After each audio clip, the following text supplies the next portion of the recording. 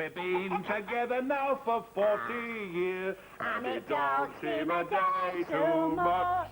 I can't believe 40 years have gone. I just don't believe it. I mean, nobody does anything for 40 years, do they? Congratulations, here's the next 40.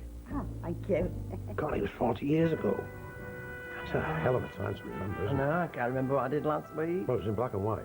Oh, it were in black and white. Ena were there. Yeah. Florrie Lindley. Yeah. Oh, it was a lovely one to take. Good health.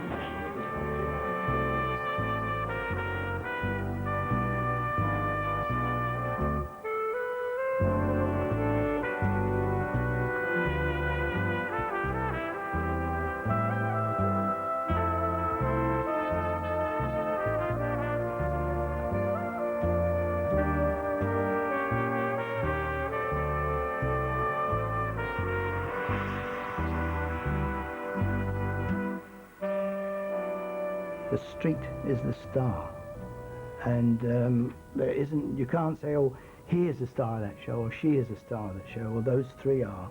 The street is the actual star. Coronation Street. I think it's the best drama on telly, and it's also the best sitcom on telly, which is quite a combination. I can't remember when we last had a party of our own. I mean, we're always the ones what don't get invited to other people's parties. But I think this is going to be a real good do. A real night to remember, Chuck.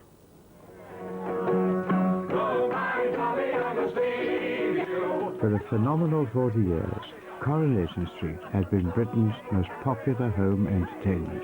Together as a nation, we've watched more than 4,000 episodes of this unique and much-loved program, entering the homes and hearts of television's best-known neighbours.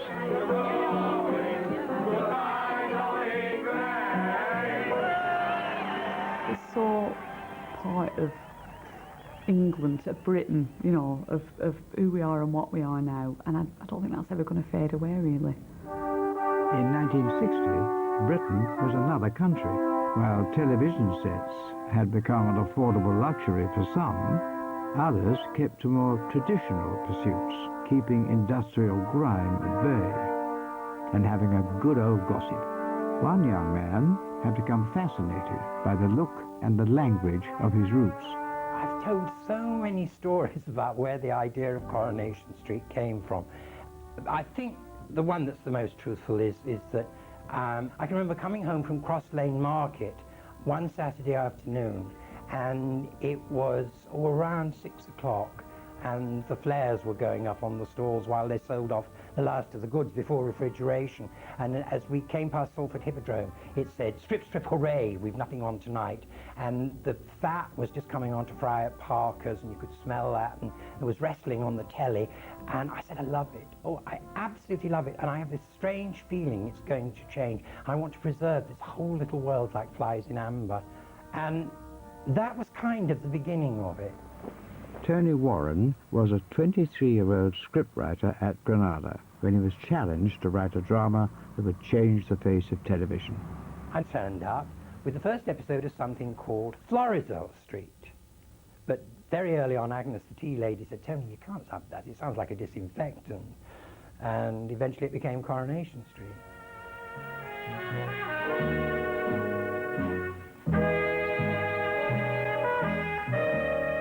The first of a series, intended to last just 13 episodes, was broadcast live on the 9th of December 1960.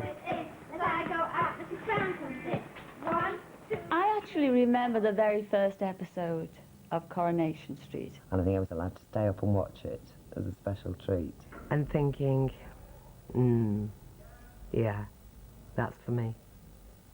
You know how it is when you come to a new street. You don't know anyone or what to look out for. Oh, Coronation Street's all right. Mind, there's some you'll have to watch. Viewers got their first glimpse of characters who were to become household names. I'm Mrs. Sharples. I'm very pleased to meet you. I'm a neighbour. Oh. You're a widow woman? Well, yes. I thought so. I'm the caretaker at the Dad Tidings Hall. Oh, that's just across the street, isn't it? What's your place of worship? I don't really do much about it. Oh, I know. C of E. Oh, I wouldn't say I was it's like my anything, really. sister's husband. You know, he was made head of the plumbing where they live, and it gave her ideas. She said, we're civic dignitaries now, we must head for church. Within a week, they were received, christened and confirmed. Within a fortnight, she was sitting up all night sewing surplices. I'll take a packet of baking powder. That evening was like no other evening I've known in television, because we went out live and there was an excitement and a tension around the studio that it was almost as though there was a red velvet curtain there and the audience were the other side. Anything I can do? Oh, yes, I've got a minute. My dad was mending a puncture on his bike in our front room, and Coronation Street came on, and we were all engrossed in it, and then all of a sudden, I think it was in the Barlow's household, that they were doing exactly the same thing. And it was all of a sudden, wow, they're just as common as us. This is wonderful. Whatever will you think of us? All rest in the middle of the floor. Hello, Susan. Hello, Ken.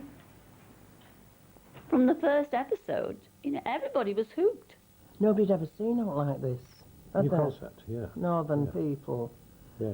And actually northern people playing northern people. Yeah. Where you usually get London actors trying to play a Lancashire lad or a Yorkshire lad and making a complete bugger of it. And they actually got Lancashire people. Well, it was the talk of everywhere. Yeah. Everybody said, oh, have you seen this new programme, Coronation Street? We'll have to watch it. And, yeah. Everybody did. Yeah. Look.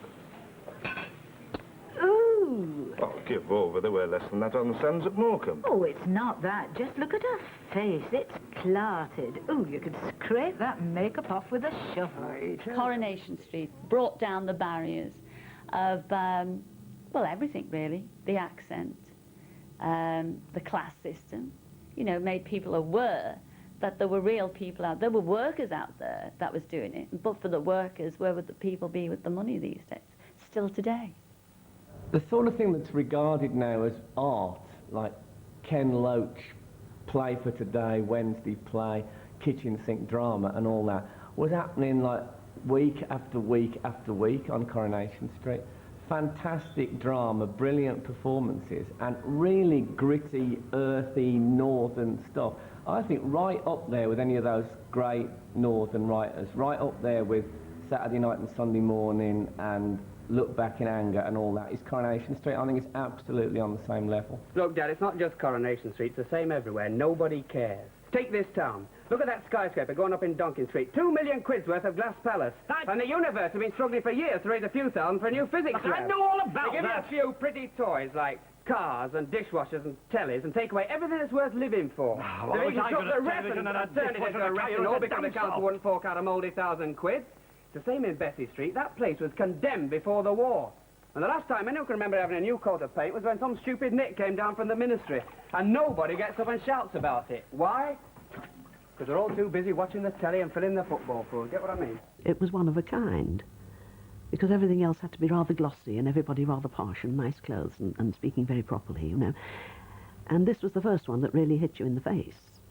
That world, if you like, working class life in northern Britain at the end of the 50s was so perfectly caught that it provided a vivid template for the serial. You know, sometimes I think I'm just about ready to go off down to that cemetery. But if I had my way, I'd just like to go like my mother did. That were a beautiful ending. Oh, lovely. She just sat up, broke wind, and died. We all having the same again, girls. I don't mind if I do. I do remember that Edna, the wardrobe lady, said to me, this show will run longer than the Archers. And Edna was more than a bit psychic, and I went pale inside and said, oh, Edna, do you think so? And was very worried. I remember being very worried by the idea of that, because I really thought everything I wanted to say about the north of England is in those 13 episodes. But by the time I got to about episode 10, I knew it wasn't. I knew there was a lot more. Those first few episodes of Tony's and those early days took it to a height from which it's still, I think, flying. By 1961, Coronation Street had become the most popular TV programme in Britain. The cast became some of the most famous faces in the country. I remember Pat Phoenix, who played Elsie Tanner, coming over to Huddersfield to open a dry cleaners in the town centre. And the town centre was packed. It was jammed with people lining the streets to get a sight of this great, iconic character. Everywhere we've been this morning, there's been these rather wild scenes, reminiscent in some way of the Beatles' arrival. Their fame swiftly spread across the world. In 1966, 50,000 fans lined the streets in Australia to greet the Coronation Street stars. Does it ever concern you that in real life so many millions of people consider you as a very gay divorcee? No, I think it's rather nice, actually. How long do you think you'll be able to remain Annie? Well, as long as they want me to. I'm enjoying myself with a very happy company. We hope it goes on for a long time. Why do you think it's been so successful? Well, I think it's just a human touch of it. Down to earth. What about the future for Coronation Street? Can we see it for the next 10, 15, 20 years? Ah, well, no, I'm not going to make any statements on that, but I see no foreseeable end as it's going on, because it's still at the top of the ratings. It just succeeds because it is every man. Coronation Street didn't just sit back and enjoy the ride. Producers and writers ensured that it kept up with the times. What on earth is that? Afraid it's the younger generation of today, Mrs. Tanner. Do you mean that? It managed to swing through the 60s in style. What more do you want? A real-life social phenomenon right here on front door. There weren't just fans in the program. Many people were developing a taste for what would become a lifelong habit. I've always been rather thrilled that sometimes in the background, whether it be in a home or at the cafe or at the Rovers or whatever, there's been some music played in the background. Every now and then it happens to be one of mine, like maybe I've had a Christmas hit or something like that, and it's been playing in the background. It gives me a great thrill. Away from me, got myself a crying. Talking, sleeping, walking, living dog. I started my diet. I went on an eating regime to lose weight because the character Minnie Caldwell, words to the effect, she said, I love that chubby Cliff Richard. And I thought, chubby Cliff Richard? And I looked in the mirror, and it was early 60s, and I had definitely put on weight. I was getting rather rotund, so I went on a diet, and so I can thank Coronation Street for the shape I'm in, really, because I've tried to keep myself in good shape since that time. Mum, couldn't we have a few more salads and things like that? Have you any idea of the price of lettuce? Well, it's just that I think we ought to have a more balanced diet, that's all. I was in New York, and I actually flew home. Bobby and I, my late husband Bobby and I, we sat there, and it was him who said to me, he said, you know, we leave tomorrow morning, we'd get back just in time to see Coronation Street. Do you deny that my husband is in your house? Have you been at the Cherry Branch? And that he's been sleeping there, I used the word loosely, for the last week? So we've actually flown home from New York, the city that never sleeps, just to watch a Coronation Street episode. Jack, I demand that you come out. The medal, you know, living with her all these years. Yes, well, your husband threw the towel in pretty quickly, didn't he? Mind you, it's not every man that wants a wife with the morals of an alley cat. And it's not every fella that wants a clipped-to-clapped-out Milan with delusions of grandeur for a wife. And you bleach your hair. One thing about being a street fan is you become a bit of an evangelist. You want to draw other people in. I mean, like it doesn't get enough views. You know, 14 or 15 million, I don't think that's enough. I think we should have more. Do you like my new skirt? Oh, is that what it is? Thought it was a belt. It's a bit short, isn't it? Is it, Ed? It's the fashion you want shorten you as a bit. No, thanks. Don't you like showing your legs? Oh, aye, but I don't fancy showing me knickers. Oh, it's not as bad as all that. It's not far off. Oh, you're only jealous of Turia. Come on. There's no rush. We're early yet.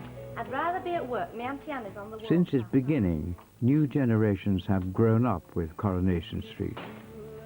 Coronation Street was like staple diet of like all Northerners, I think. And my mum watched it, my nan watched it, my auntie watched it. So yeah, I've grown up with it. My dad used to play this game with us when we were all kids, and we all used to sit on the couch, and Coronation Street had come on, and the music would start, wow, wow, wow, wow, wow. And it was the first one to spot the cat, and so we'd all be waiting. There it is! And my daughter still does that. I want my children to watch it with me, and my children's children to watch it. It's become a habit, I think. They still get hooked on it. Well, I suppose it's better than drinking or heroin or something, isn't it? You know, it doesn't do you any harm.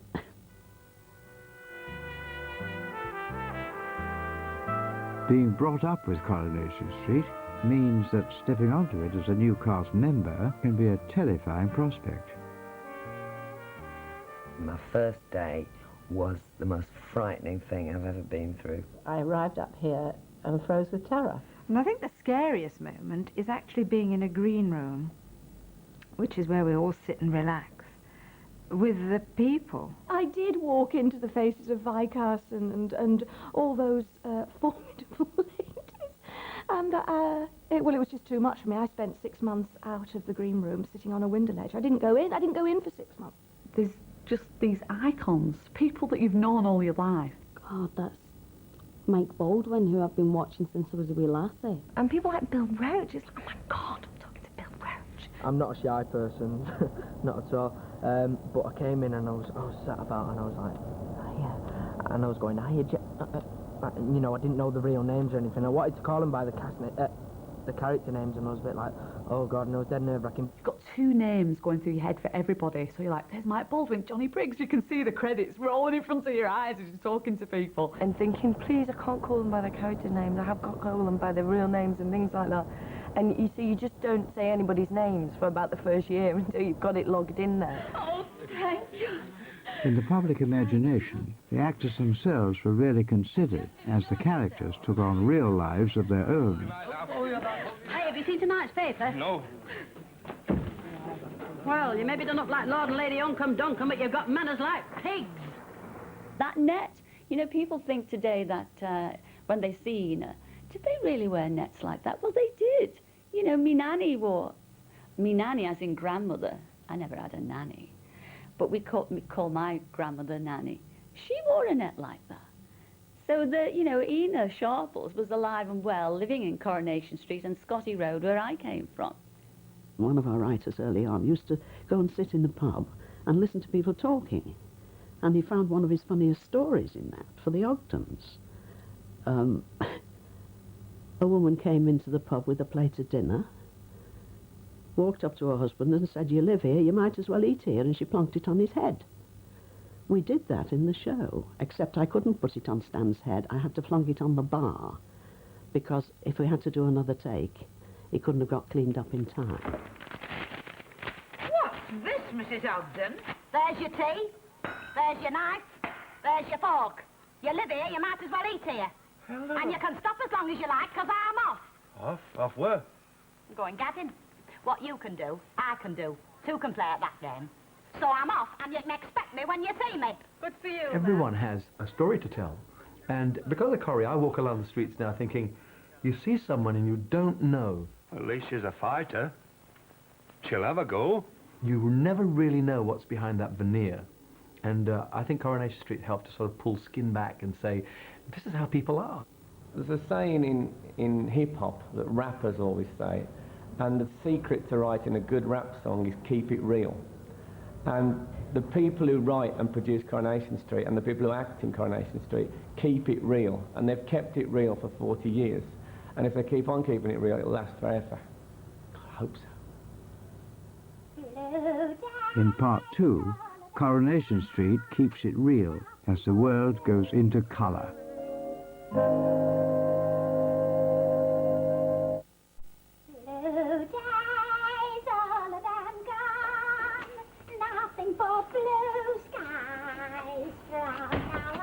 Morning. Oh, hello, Chuck. Hey, you're just in time for the first house. Didn't the fella tell you then, the one that brought it? Tell me what, Chuck? Well, you don't have to leave them on 24 hours a day like they do in shop windows. You've got little knobs on the side you can switch them on and off with. No, I'm just testing to see we're still tuned in properly. And are you? Oh, yeah. Everything in full working order. Oh, it makes all the difference, though, doesn't it? The actual colour, like. I suppose I could sit and watch test card all day myself as well. By the time we went into colour at the end of the 60s, it was absolutely right. It was dramatically so correct because the world had gone into colour. People had television sets, they had package holidays had come into fashion, motor cars were much more affordable, and so the show absolutely echoed again what was going on. Still, background music's good that you get with colour. It's classical. Oh, yeah, well, it stands the sense, doesn't it? I mean, they know what they're doing, don't they, then what puts it on? Because us coloured viewers is bound to be more discriminationary in us tastes than the ordinary black and white. Going into colour was, wow. You know, everybody was dashing about because it looked too glamorous to make it look a bit more mucky and damp it down. Kevin.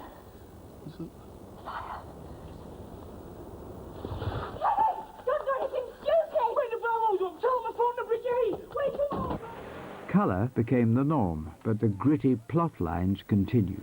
Just keep going. Sooner we get there, the better. Some of the more realistic details, however, came from unlikely sources. Laurence Olivier had been filming at Granada, and we were sharing the same makeup artist at the time. And he was required to be sick, to vomit during the scene. And I sneaked into the studio to watch him. And I thought, that'll come in useful one day if I ever have to vomit on cue, say at 5 seconds or whatever. And I did watch him very carefully. And along came the Rover's fire. And I was crawling underneath the smoke because there were no stunts, no stand-ins, no nothing. So it was very dangerous and quite tricky to do. And I thought, and it came back. And I thought, this is a good time to be sick.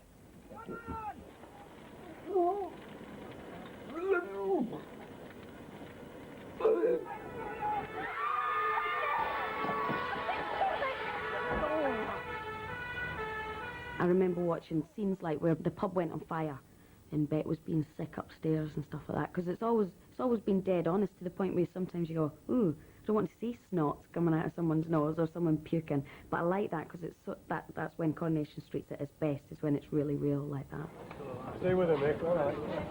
It's all yours, mate. Couldn't you just hang on a bit, love? Give me time to get my face on. You look smashing, love. When I did Shakespeare at college, right, what they used to say about the brilliant gift that Shakespeare had is that he could have tragedy and comedy right next to each other, and you didn't have a problem with it, and you didn't notice the joint. And Coronation Street does that 3 or 4 times a week, no problem. You never say you love me. You never said you love me since I had Surrey with a lad. Come on. Keep up! Come on. Come on, love. Of course I do. You shouldn't be telling. But I Joe. I love you, V. Oh. If you ever do this to me again, and you're dead. The balance of the straight and the comedy is what the street does best. You need that wonderful drama that the others can do, and that's kind of cliffhanger thing. But then you need that lighter side to kind of counteract it. Now, I were reading about it in Woman's Own. Stan's got panic. Don't you mean gutsick? Oh, don't show your ignorance. No, I mean panic. P-A-N-A-C-H-E, panic. I might have known you've never heard of it. Well, actually, Mrs. Ogden, the word is panache. Things were bad. You had more than enough to answer for before. But now... Oh, belt up, will you? You have done me and my gorgeous new outfit.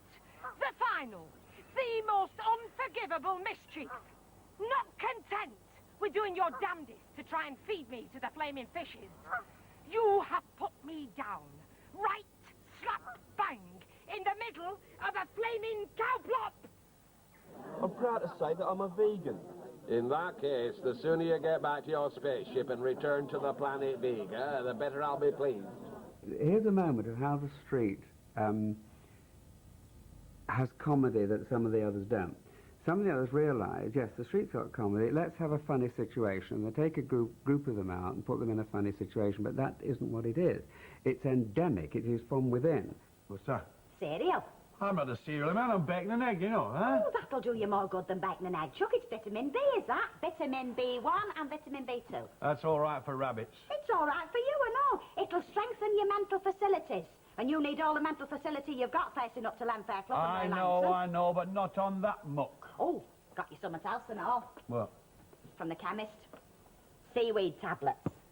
You must be joking. No, Maggie Clegg told me about them. They make you very active and sterile. It's ideal. Well, you can take him yourself and go and jump in the canal. Ooh, Stanley Ogden, there's gratitude for you. Listen, all I'm trying to do is to help you get your industrial relations in order. The best comedy comes out of not a contrived, funny situation, but seeing the humour in a given and strong situation. What was the first thing you said to me when I come in here tonight? What? You've been washing your teeth in the kettle. Well, that was a joke. There were bits floating in it, weren't there? But it's common, though, Jack. And they think we're common and all. Who? Kimberly's parents, for a start. Never, they don't know. Yeah, and he's ashamed of us, it's Curly. This Mrs. Tough. Well, it was going to be Curly. Jack... Tough as a dead dog's head, this. When the Douglas are funny, according to the Douglas, it's not funny. No. But we're playing it dead straight. I mean, like I can get a script and know exactly how he's going to play it, and you do the same, don't you? Yeah. And laugh. You're not going to be sound toilet looking at my scripts or anywhere, and just fall about laughing. Yeah. But actually, he thinks we're common. No, Vera, just look around. You've got a nice house, nice furniture, good food on the table, nice barn, nice pictures. Who could think that we were common, eh? Loft full of pigeons, Vauxhall over. The sense of themselves that the characters had, their sense of place in the social strata of Britain is, I think, acutely felt right through the series. We're not common, are we? Never in a million years, my love. You know your trouble, don't you? You're common. You're bloody common. I sometimes think we're fated to go through all those lives 25 quid behind. Do you think, love, that a Christmas tree in gilt would be too ostentatious? In the slug, yes. No. I'm talking about the Christmas cards we're going to have printed. I don't see that we need any printed. I mean, there was no wrong with them we had last year. No, love, but I mean, we have got a certain position to keep up in the community. The snobbery started with Annie Walker, of course, at one end, and the respectable people in the shop, and next door to the shop at the other end, of course, were the Ogdens arrived. And they were considered the lowest, on the lowest rung of the ladder, although none of the others were very much better. Hey, Stan! Did you know fish knives is common? Because they are the very non-you. Fish knives, they're common as muck. I'm glad we haven't got any. Fish knives, we haven't got any. No, I know, but Annie Walker has, and they're very non-you.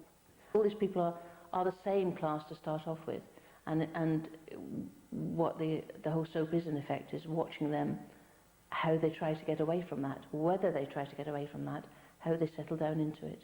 Hey, Jack, come out here, quick. I'm busy. Come on, quick, there's some out here that you like. Hey, what's wrong with your motor? What's up? It looks as if somebody's been meddling with it. What's it supposed to mean? It means somebody around here can't spell. Somebody a bit pig ignorant. It's supposed to say yuppies. Yes, well, we all know who did it, don't we? That silly old bag. Who else?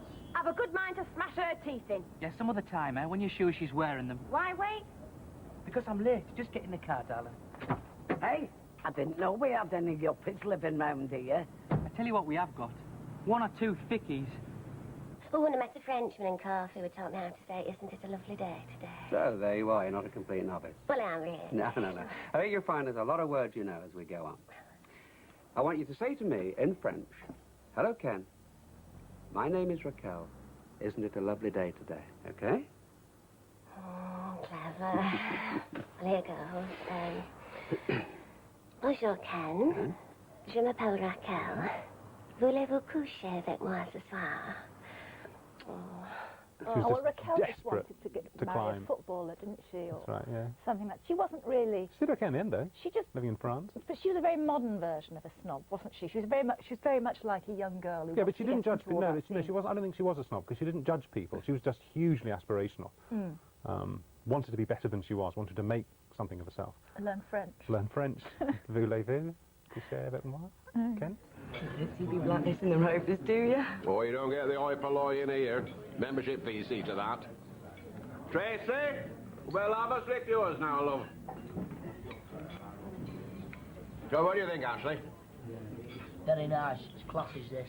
the great thing about Coronation Street. It's deeply and profoundly working class without any sloganeering or banner waving. It's just working class England looked at with real affection.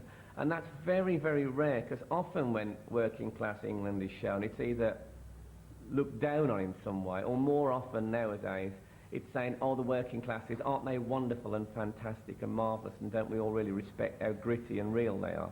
It's not done like that. It's just saying this is what real people are like. Good morning, Honourable Boss. What's your game? Humble Workers Trust Honourable Boss is well this morning. Yeah, I'm fine. Well, humble workers know their jobs and hot dinners depend on Honourable Boss being fit and well. Absolutely. I couldn't agree with you more. And to put your minds at rest, I've never felt better in my life. So thank you very much for the inquiry. Now let's get these machines humming, shall we? Very good, Honourable Boss. Your wish is our command. Ivy, in here. If he asks you to be his geisha girl, refuse. Yes, Honourable Boss. All right, come on, what's your game? What's the catch? There is no catch. Don't you want a hard-working and subservient staff, Mr. Bowley? That'd be the day. Have you got it? Now, is that all right? Because I'd like to go back to work and make more money for you, Honourable Boss.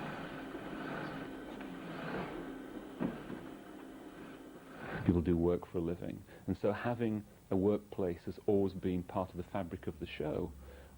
Whether it's the Raincoat Factory in the very early days, or Mike Baldwin's various incarnations of factory life that happened subsequently. You're due. When can you start? Whenever you want. Today? Yeah. Welcome to Underworld. Hiya. Hiya. Starting today, then? That's right. I'm Karen. Hello, Karen. I'm Hayley. This is Janice, Bobby, and Edna. So you got mates with Linda, then? I was at Wheeler's with her. That's right. Close, were you? We were mates. But she got your job here. No, I got the job because I'm good. As for Linda, she's all right. But I won't turn my back on her in a dark alley, if you know what I mean. Oh, yeah. I know what you mean. Don't worry, Karen, love. You're going to fit in here. Having a workplace has been important as a natural meeting place for the women of the street, and in considering the success of the street, do not underestimate the importance of the women. I suppose a wife's place is behind her husband. That's right. Mind you, It doesn't pay to let them know. it most certainly does not. Those early characters had been through, in many cases, 2 world wars, and all the deprivation and all the adversity that brings. But it also brings terrific backbone. And I was lucky that the characters I was writing about, I hit them at that time. But don't tell me there aren't powerful women today. All right, let's kick off the karaoke. The blushing bride-to-be and their old favourite, Stand By Your Man. Tell us about it, folks.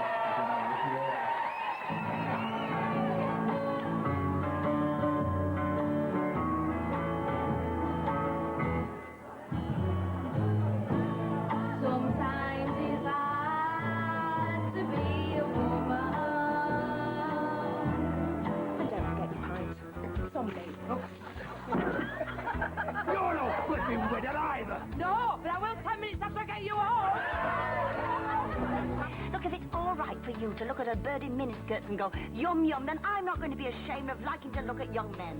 Natalie? Yeah? This is one programme where it's great to be a woman. Usually the men get the best parts, but in the street, the women usually get the best part. You're like summer out of the dark ages. A woman should know her place. She's all right in the bedroom, in the kitchen, and that's it. Oh, don't give me all that feminist crap. There are no complicated reasons, Brian. It's very simple. Not for me. We're not right for each other. Come on, back. No, just leave me alone. The way it's always written, they're the boss of most relationships, which is what all the people are all about. Sorry, can I cancel that? The lady's changed her mind. Actually, I've just made up my mind. After all these years. Well, give us a kiss, then. Hey? You heard? Come on, you daft sucker. It's the second honeymoon now, not the first. Although, as I remember, you wasn't all that backward at coming forward then. Something warm to come to. What's that lipstick taste of? Woman. Woman. In part 3, there'll be wine, women and song in The Rover's Return. Yes.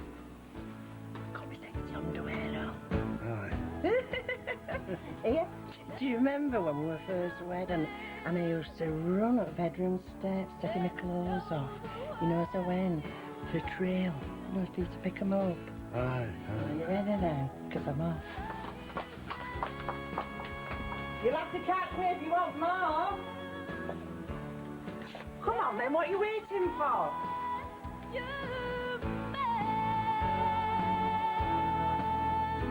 Come in.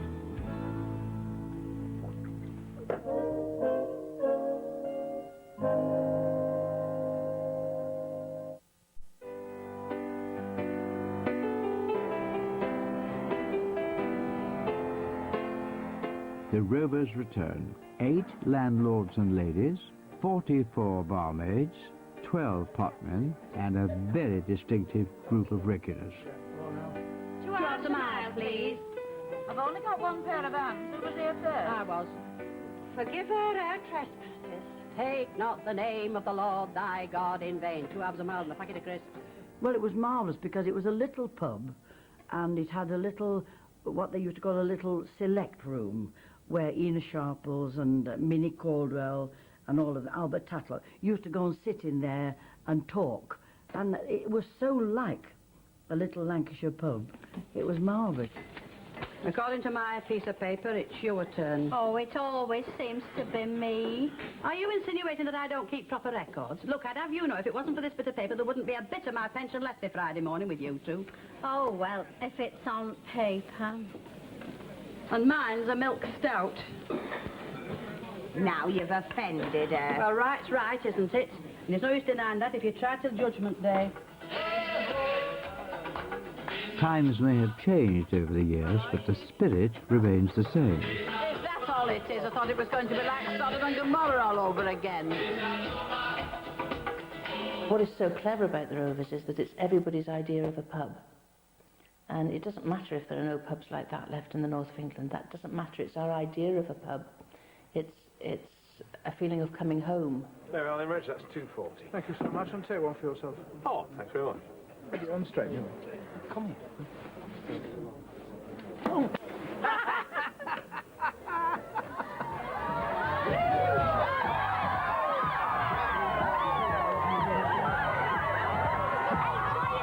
Before he gets away.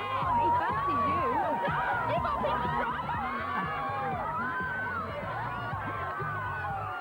There doesn't seem to be any lonely people. I mean, maybe there are characters we never meet, just because they never go out. It's a terrible thought. But everyone, even if they're arguing and fighting and falling out, everyone knows, and there's a real sense of a proper community where, whether they're the older people or the kids, they've all got mates and they all know each other. It's the whole essence of the street, and it's kind of what provides the main narrative, really, isn't it? You've got all these things going on in all these little houses all down the street, very intimate, sometimes very tragic, sometimes very funny, whatever, and then all in one big crowd in the Rovers. They all kind of exchange what's going on in their lives. So, who's been your favourite landlady? Oh, well, go on, you can tell the truth, I don't mind. So long as it's what you want to hear. Yeah, well, go on then. Mrs. Walker. What, that crow? Of course, I've made sure that Bet does at least have some decent clothes to wear. I'm sorry I'm late, Mrs. Walker. Good heavens. Oh, God. That is a sensational dress, Bet. I never knew you had any dresses like that, honey. Bet, you've got it on back to front. Oh, put us another one in there, love. Eh? Oh, another drink. Wasn't quite sure what you meant there. It could mean something else if you wanted it to. Oh, yeah? Like what? Oh, not Ken. Come on, then. Share it with us all. Look, just ignore her. Look, Janice, who was it? Is she employed to pull pints or other women's blocks? Ali. Look, do I get another pint or not? Yeah, well, it's all right, Natalie. I'll serve Les. I'll tell her what she can do if you like. Now, ladies. Am I not allowed to serve the married ones? Not yourself on a plate. No. A typical Coronation Street moment for me is 3 or 4 people lined up along the bar in the Rover's Return, philosophising about a certain subject. Often fellas used to be a common one when Bet was the gaffer. But they will sit and talk through a subject, and it sounds like ordinary people talking, but it's always a bit cleverer and a bit funnier than that, and a bit of an extra insight than that. The attraction between men and women has got nothing to do with sex, it turns out. Says who? Oh, well, they've been into it and everything, you know, brainy people. So what is it then? Well, you know, if you take a mirror and stick it up your nose, like dividing your face, and you look into another mirror, you can sort of make one big face out of half of your face. So? Well, that's it. And? Ah! Yes, so, well, one of them's more what your face would be if you was a man, and the other's more what it would be if you was a woman. If you weren't already, sort of thing. Is that right? So when you fall for somebody, what you're seeing, I mean, you don't realise it, but what you're seeing... Now, hang on a minute, because this bit's complicated. You see the face made up of the halves that they'd be if that person were same sex that you are. Whoa, now hang on. So what it is, you see, your brain is sort of imagining, if you know what I mean. And if your brain sees that person unconsciously as being the sort of person that you think you like yourself, then you fancy that person, and, well, it's as simple as that. Who was telling you this? Oh, it's a fella down at Gordon's Cricket Club. Some blokes have all the shot. Did he have his hand on your leg? I really wish the Rover's Return was at the end of my road. I'd been there every night without fail, not just 4 times a week. Look, if there's one thing wrong with Coronation Street, it's because it sometimes throws up nasty, snivelling, clever dicks like you. So belt up home and get your daddy to change your nappy before you get out. Hey, that's just the kind of intelligent reaction I'd expect from a loud-mouthed, beer-swilling moron like you. Say that again. That's just the kind of... The Rover's Return has always provided a ringside seat for the street's numerous feuds. I can remember when this place was like a what? Well, shabby, shall we say? Well, it's not shabby now. And might I add, it's a darn sight better than a lot of middens round this street. I hope you're not referring to mine. If the cat fits, wear it. What about all them alterations my stand did last year? What alterations? Well, like a serving hatch. Serving hatch? There was a flaming barn door. Yeah, and that's not a flipping bath. It's phonographic, is that? Well, at least I won't be keeping coal in it, will I? No, you'll be keeping something grimier than coal in it. Yourself. Now, listen to me, Spiky Bones. You watch your tongue. This is my house. What difference does that make? I'll show you what difference. Get out! Now, look here. You'll only move me out of this house when I want to go. In the meantime, go jump in the cot. You... My way!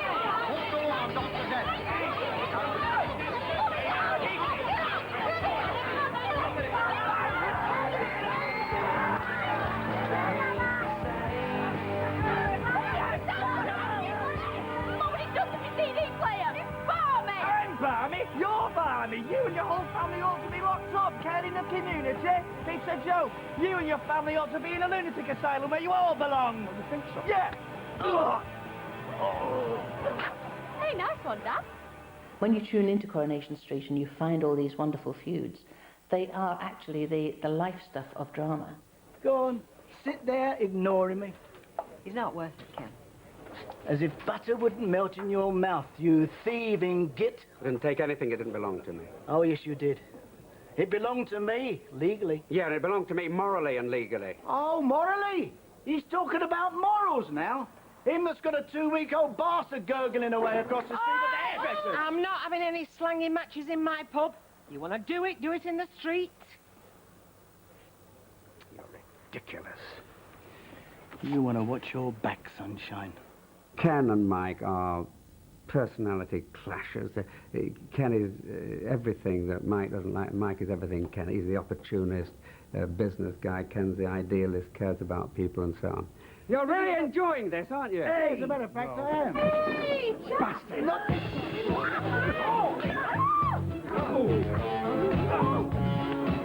Come here, you! Come here! Leave it, all right? Leave it! I never started it, did I? How about for that? Started it? He started everything. They've had incredible sexual connections as well. I try and list this down, but Ken had an affair with Mike's girlfriend, Maggie, mother of Mike's child. Ken had an affair with Alma, Mike's first wife. Mike had an affair with Deirdre, Ken's wife. Mike married Ken's daughter, Susan, and so on.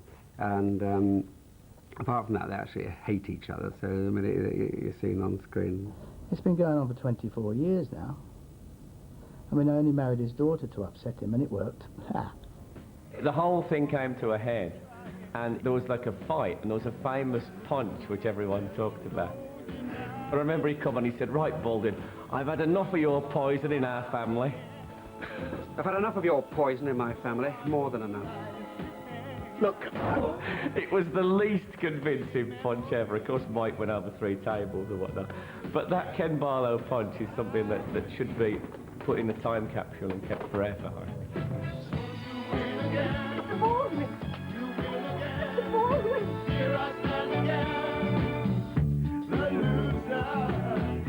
That relationship between Ken and Mike has obviously always been pivotal, and it keeps cropping up in various ways throughout it. The storyline that springs to mind was a triangle which stopped the whole of Britain in, I think it was 82, of Deirdre, Ken and Mike.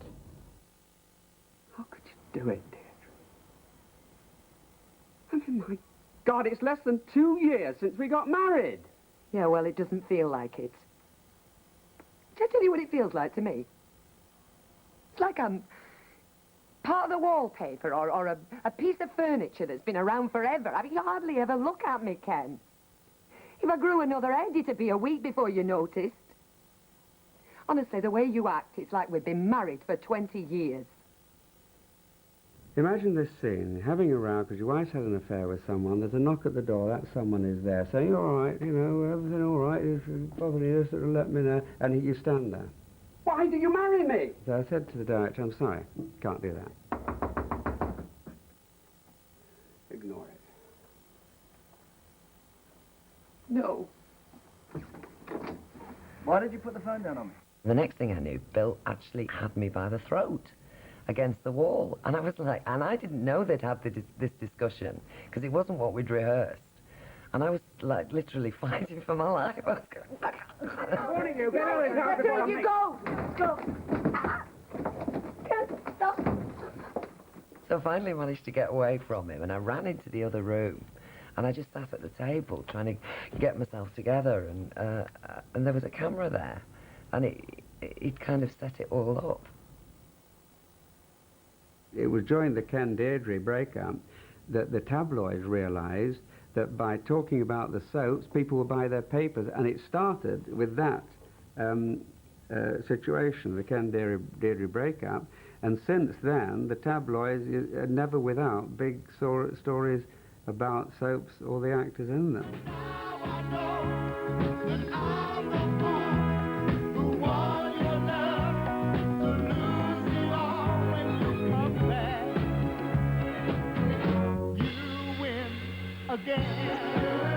They woke up to the fact that Coronation Street and the stars of Coronation Street were of interest, a tremendous interest to the British public, so therefore anything and anything that they were involved with, real or on the set, was of interest. And it became an industry which is still thriving.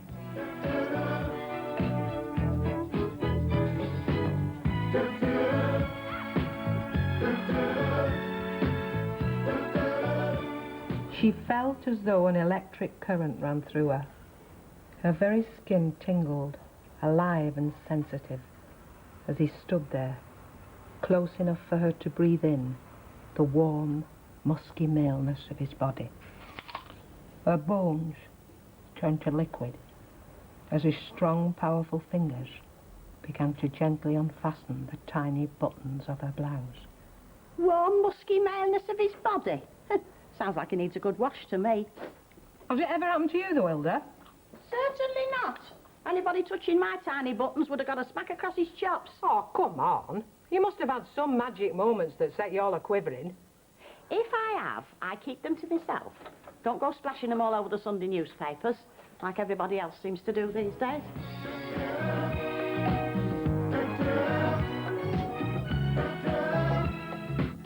I don't think any actor can prepare themselves for what's going to happen to them when they get into the street. They are instantly famous, and if they're playing one of these archetypal characters that has this particular resonance with the audience, then they very quickly become superstars. I didn't realise how many people actually watch it, you know. I never used to wear a cap until I started Coronation Street. Every time I go out now, I've always got a cap, you know what I mean, because otherwise you just can't get anywhere. It's unbelievable.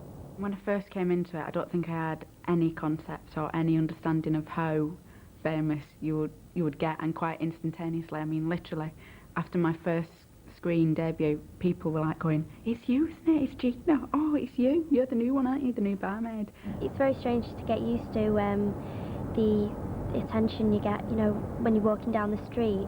And I don't know whether I'll ever get used to that. I think it's something you come to terms with, maybe. You know, you think, oh, well, that's going to happen to me.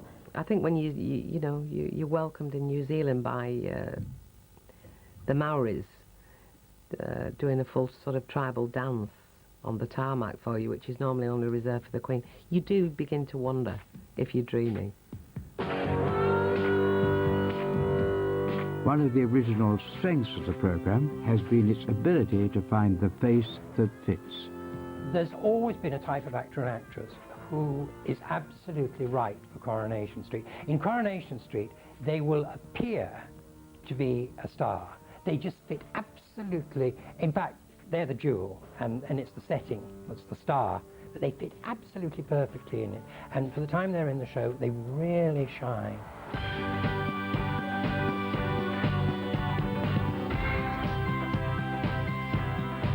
People get to know the people in the show like they are their own neighbours, and start to care about them and worry about them. Oh, Kenny, the nicest bloke I've ever met. I just can't marry it. I can't marry anyone. I'm sorry. Raquel! Don't go. Raquel! Raquel! One time I wanted to be written into Coronation Street was when Raquel was having such a bad time with men. For a woman who looked so beautiful and who seemed to be so lovely and loving, it seemed ridiculous that she couldn't find somebody to care for her. And I kept thinking, that's the time I should have been written in. My car should have broken down by Coronation Street, and I should have been chased by fans, and I should have ended up at the Rovers, and they'd have all said, you've got to stay here tonight, you know, we'll be sure you're all right, get rid of the fans, stay for a couple of days, fall in love with Raquel and take her away into the sunset. And I thought that would have worked, because in the end I sent her to Kuala Lumpur. Well, I could have taken her there.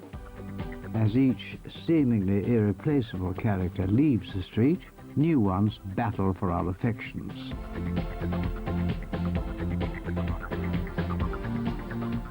It's shaped my life in that people in it have become part of my landscape almost as much as kind of mates that I've got. People still do approach me as Hilda. I mean, they'll shout in a shop or in the street or something, say, "Hello, Hilda." And I'll say, "I beg your pardon." They'll say, "Oh, don't you talk funny?"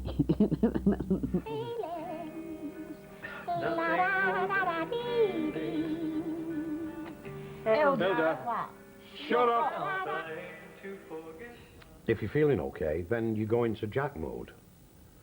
And they say, "But you don't talk like him." And I say, "Now then, Vera, now sit." And they go, "Oh, that's it, better to talk proper like that." You know. So yeah. And the same applies to Liz, I should imagine. Yep. Pinch pong, best of them all. Get on, you dead rough, you. Why can't you say white rabbits like any normal person? Oh, shut up, you miserable beggar. Sometimes the real-life actors confuse themselves with the characters. I really do believe that from the word go, those who are successful, it's like a boxing match. The real-life person, comes out into the middle of the ring and touches gloves with the character that's been invented for them. And from then on, it's a battle royal. And who wins, whether the character takes over some of the personality or whether the personality takes over some of the character, is very interesting to watch. I think our characters and ourselves, I think we kind of merge after we've been in it for a bit of time. So there's a bit of you and there's a bit of your character, and I think that happens with nearly everyone. We've all been playing these parts for so long these characters almost stop being fictional. They start to almost exist in their own right. It's a strange phenomena. It's very muddling, darling. It's very, very muddling. The older you get, you don't know who you are. Excuse me, Mrs. Walker, I hope you don't think I'm showing me ignorance. Yes? What are you? Queen Elizabeth. Oh, well, where's your Phil then, playing polo down Mosley Street? Queen Elizabeth I. Oh. Can that be Elder Ogden underneath all that? Well, of course it's me. Here, I was told this was to be fancy dress. Who told you that? Flaming Bat Lynch, that's who. And you was in on it and all. It's a joke, Hilda. My flipping expense as usual. You look like some cats dragged in. Well, at least I had to get dressed up to look it. I think you look very nice, Hilda, but who are you supposed to be? Well, I'm Charlie Chaplin, aren't I? Character confusion reached a climax in the case of the Weatherfield One.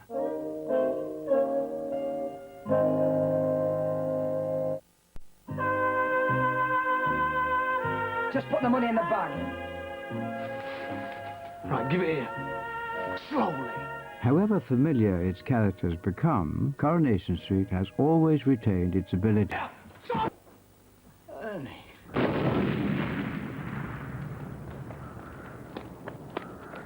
Well, there goes our marriage, my dear. Didn't it go with a bang? Oh.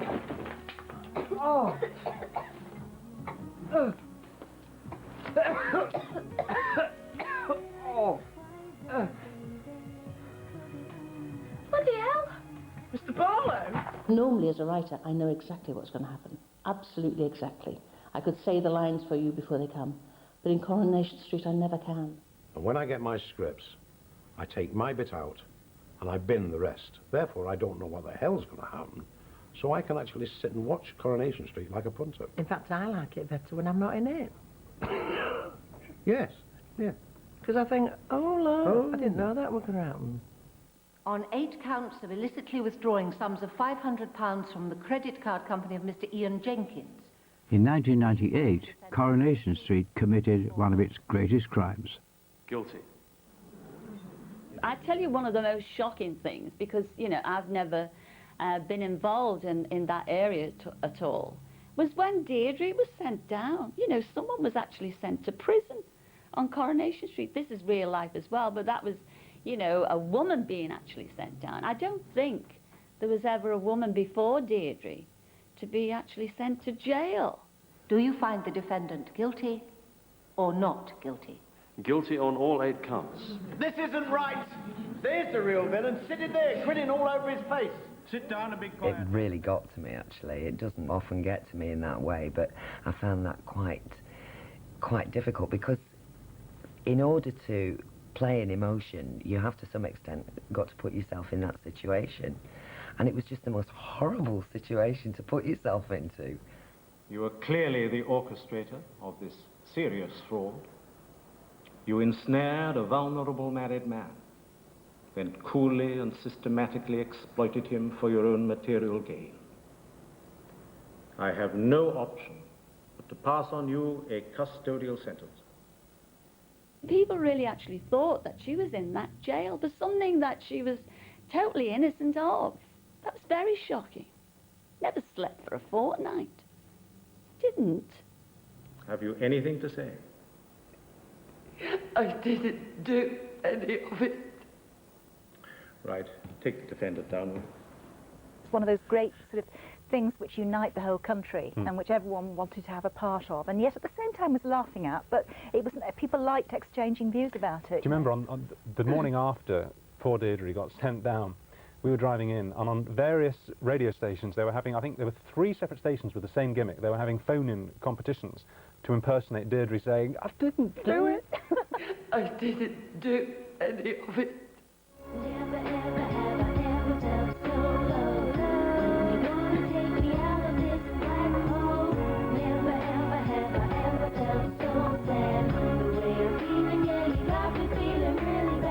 It was extraordinary the way that people, knowing that it wasn't real, in a sense, joined the drama. They almost joined the cast of Coronation Street for that week or two, wanting to play out the part of the public campaign to free Deirdre. They were almost, everybody almost became actors, extras in that storyline. Somebody rang me up and told me that I was going to be on News at 10. And I said, what? That's crazy. So honestly, it's News at 10. And the Prime Minister's involved. So I switched it on for the second half, and sure enough, I just thought, I don't believe this. I just don't believe it. The jailing of Deirdre caused national outrage. Newspapers led campaigns calling for her release. The Home Secretary became involved, and the Prime Minister was briefed at Downing Street on the case of the Weatherfield One.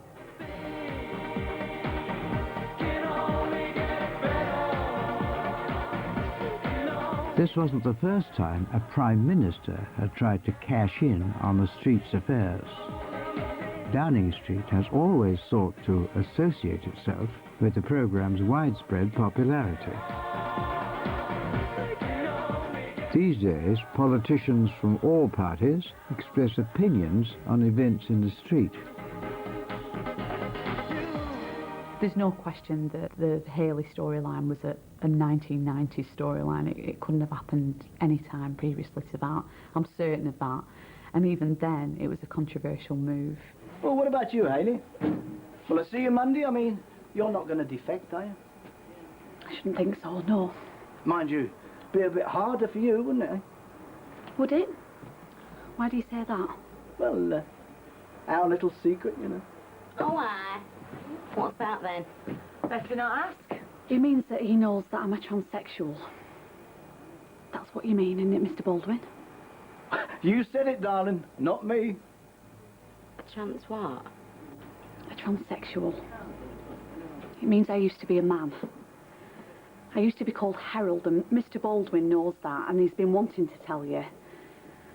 So now I've done it for him. The great thing about Coronation Street is it is not politically correct. It doesn't give a stuff about political correctness. So when you get Haley there, who's transsexual, you can have people like Mike Baldwin, Les Battersby, saying terrible things about transsexuals. Because actually, because we understand the characters so well, we understand where that criticism is coming from. And we are not expected to either agree or disagree with it. We just see that that's how these two flawed and weak characters react. Live at Baldwin's factory, for a limited period only, the Rocky Horror Picture Show. Morning, Harold! Take no notice, try and ignore him. In one ear and out the other.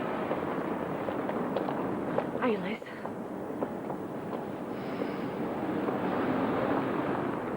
Hey, he's probably got Y fronts on underneath that dress.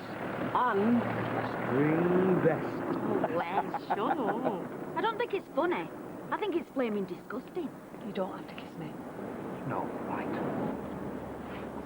I was very aware from the second they offered it me of the responsibility that came with it, because if you're dealing with an issue like that, especially one that hasn't really been dealt with before in a soap, you know that inevitably you're going to be the face of that issue, and you have a responsibility to the people who are actually going through it to take it seriously and to know your onions and to be able to talk about it in a fairly educated way. So I was incredibly worried that the comedy aspects of the part would be accentuated, and that, you know, something of the real issue and the real pain behind, you know, being a transgendered person would be lost in all that. So yeah, I had a lot of anxiety about it, but I'd like to believe that it turned out all right, really. Right, Haley, truth or dare?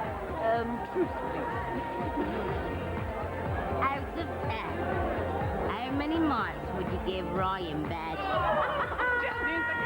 Of course you can. I'll tell you how many I give Les. I don't want to know. Oh, come on, Haley, if you're not going to answer. Whoa! 10! The old devil. It's always a quiet one. Hey, did he take his penny off? Oh, love you on Saturday. I've had old ladies coming up to me in supermarkets from day one saying, when are you and Roy going to get married? And I'm saying, well, we can't, we're not allowed to, the law won't allow it. And they're like, oh, never mind that, you're made to be together. And I'll be like, right to your MP. It's just brilliant, because it's the characters that people cling on to, and Coronation Street is always specialised in that. And I think if now and again you can just like quietly slip these little issues in, then all the better. Some things never change on the street, and one of those is the dramatic appeal of a wedding. The guest list always runs to millions of viewers, but the same old rituals must always provide new insights. There's only certain types of people in society, and we reflect society, and there's certain predicaments and issues that affect us all. And I think Coronation Street, and the writers or the producers or the directors and the actors have a way of recycling them successfully and bringing them up to date at the same time. And there's never any, you know, jumps. Everything goes smoothly, so people can just be carried away with it. What's going on? Nothing's going on, he's going. I'm going nowhere without you. When the character of Linda Sykes prepared for her marriage to Mike Baldwin, the audience knew what Mike didn't, that she'd been having an affair with his son, Mark. I know you don't mean that. Right, come on. If you think I'm going back in there to watch this charade, I love you for heaven's sake. No, you don't. Mark, I'm sorry about the way things turned out. I really am. But don't spoil this for me, please. It's over. The love triangle between Mike, Mark and Linda is much the same as the love triangle between Ken, Deirdre and Mike. But the language and the characters have moved on. And I'm a different type of character because I reflect a certain woman in today's society, I think, or maybe not. I don't know if there's many Linda Sykes out there. But that's the difference, is the characters move on, but the storylines are much the same. That's a classic way of updating it. I don't know if you'd have actually had... I mean, you'd have had the Ken, Deirdre, Mike triangle. That's like a man and a wife and the next door neighbour, or the bloke over the road. But actually involving a sort of slightly incestuous edge is actually probably very 21st century now. Yeah, but it's also Shakespearean, isn't it? I mean, I think probably most of the storylines you'll get in Coronation Street you can read in Shakespeare. And just like Shakespeare, you can place Shakespeare in any age, can't you? You can place them in any costume, in any period in history, and it always works. And I think that's probably the secret to Coronation Street's continuing success in actually simply repeating basic plot lines, basic storylines. They simply put them in fresh clothes.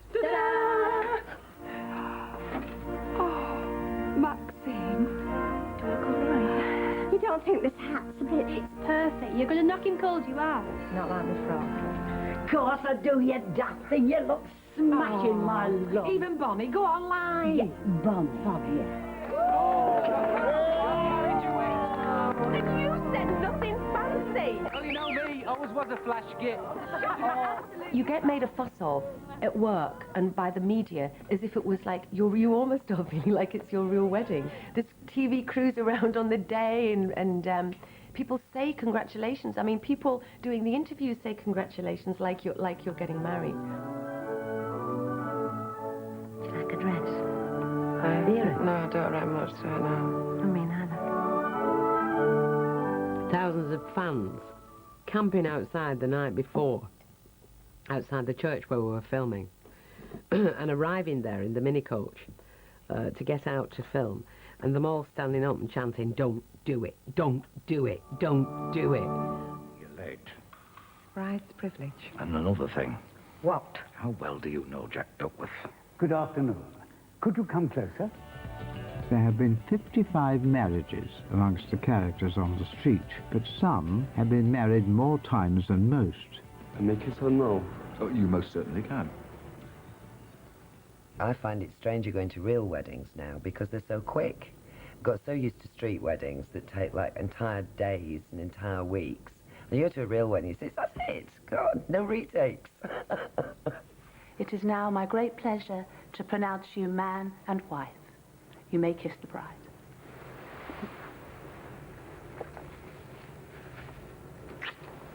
The wedding is the happy ending, and in an ongoing story, you do need some resolution, and a wedding is the resolution to the relationship, and it's a happy resolution.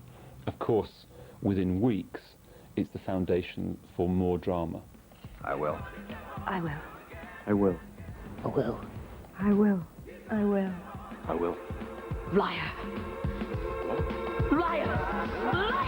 Liar! You're a liar! You're a liar! I'm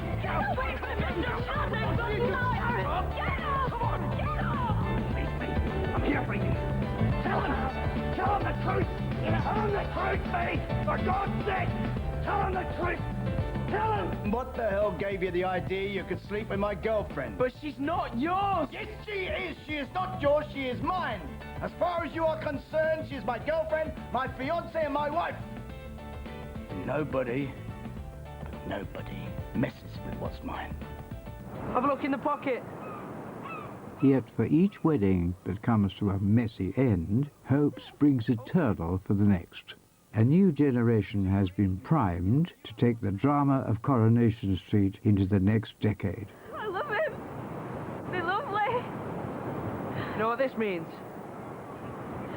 No, what does he mean? It means I want us to be engaged.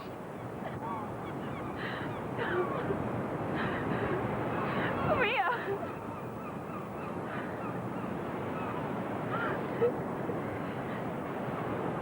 In the future, I don't know how it'll go on, you know, just have to, they write us good stuff and, you know, that's what we serious. do. Mm. You never know.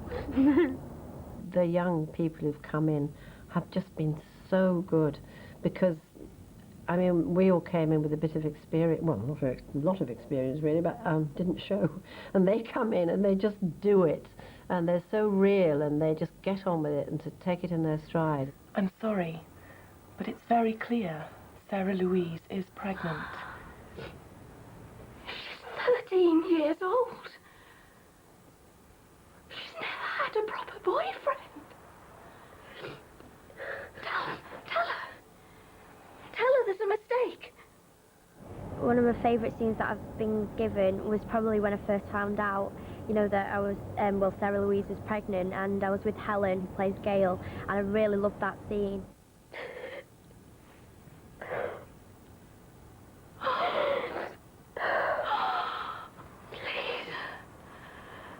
Please tell me it's not true.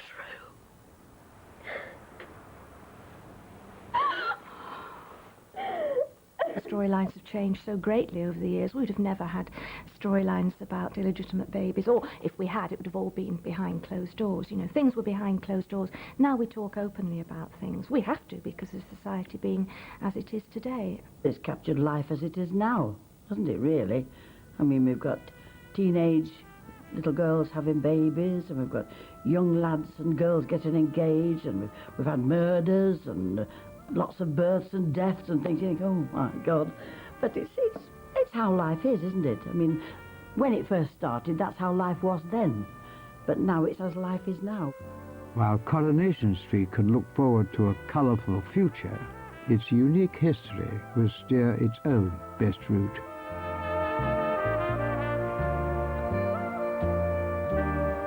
I think it is about nostalgia, and no matter how much we take it into the 21st century, however many exciting plot lines and great new characters come in, it'll always be rooted in that sort of like community, buying each other a drink at the bar.